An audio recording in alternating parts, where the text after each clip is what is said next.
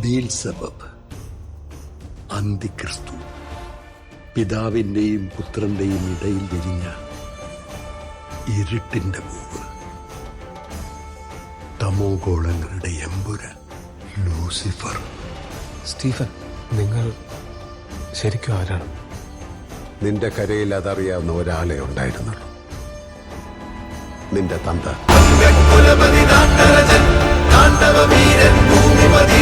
ദേശപതി